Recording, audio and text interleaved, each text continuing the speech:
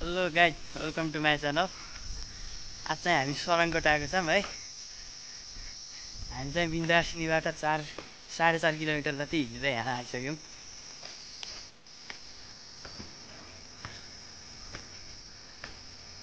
यहाँ चाहिँ सरङकोट भित्र जाने बाटो ठाडै उकालो छ, यहाँ देख्न सक्नुहुन्छ।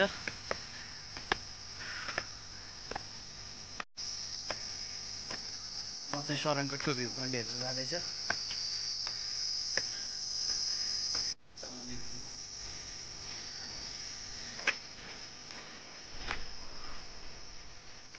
अगाडिमा चाहिँ सरङकोटको भ्यू पोइन्टमा पुग्ने लागेँ।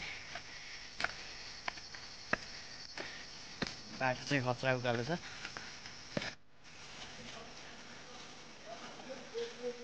अगाडि फाइनली सरङकोट भ्यू पोइन्ट आएको छ।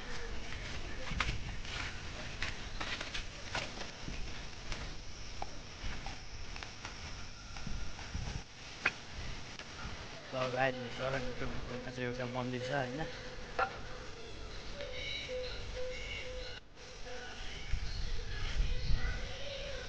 चाहिँ यो बादल आएको भएर सरङकोटमा हिमाल देखिएको छैन। माथि गणपति बाबाको मूर्ति बन्दैछ।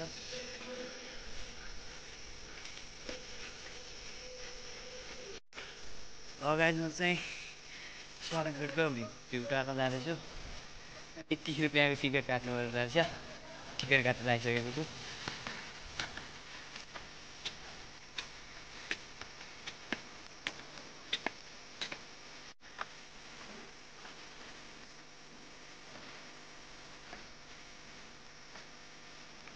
यता यहीँटा होला नि छि।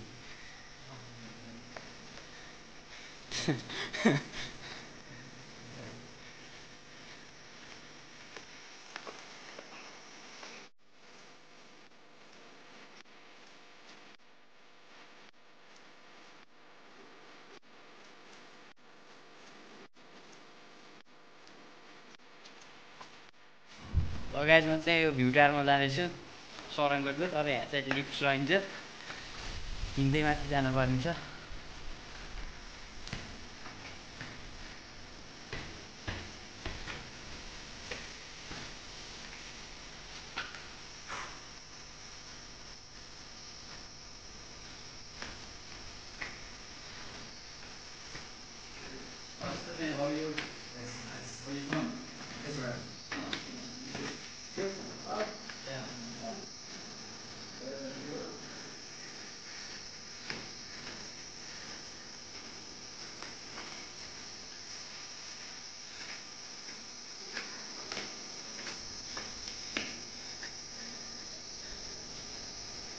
अगाडि हामी चाहिँ भ्यू टावरको टपमा पुग्न आइसक्यौँ।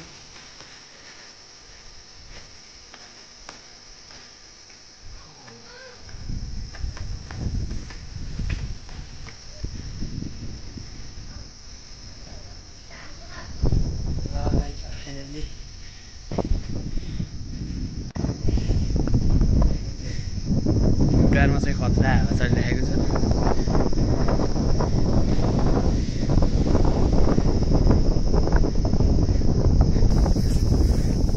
तल देख्न सक्नुहुन्छ फेवाताल चाहिँ।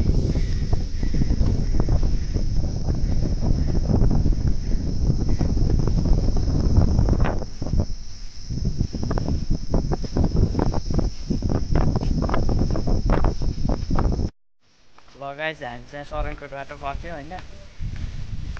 यो सरङकोट यहाँ चाहिँ गणपति बाबाको पञ्चमुखे मूर्ति बन्न भएको छ।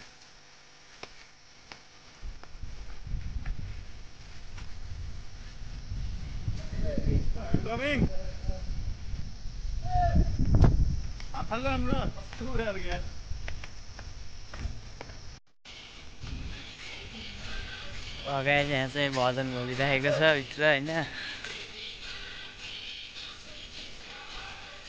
हामी चाहिँ सरङकोटबाट फर्किँदैछौँ। तर आज चाहिँ हिमाल देखियो होइन। लगाएछ अहिले चाहिँ यो भ्यू पोइन्टमा आउँदाखेरिको उकालो फर्केको। फास्टै उकालो थियो, अहिले चाहिँ त्यही उकालो झर्दै हामी चाहिँ फर्किन लाग्यो। अब चाहिँ हामी यहाँबाट लेफ्ट साइड जाने भनेको गाइस यो ओह्रालो झर्दैछु म होइन मेरो फेरि हातमा क्यामेरा छ चाहिँ केबल कार देख्न सक्नुहुन्छ यो चाहिँ सरङगढको केबल कारहरू हो गाइस हामी चाहिँ सरङगढबाट फर्केर लेफ्ट साइड हिँड्दैछौँ होइन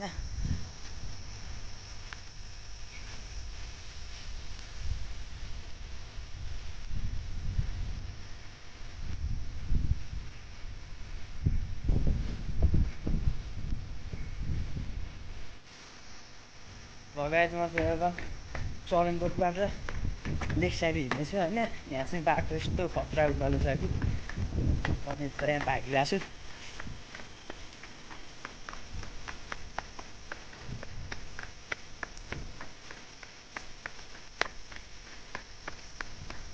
बाटो चाहिँ खतरा उकालो छ गाइस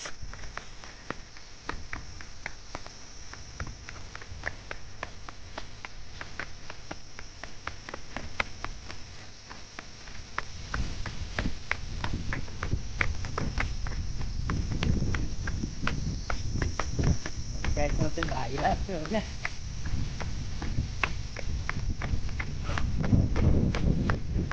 हामी चाहिँ अब यहाँबाट लेफ्ट साइड पुग्नु त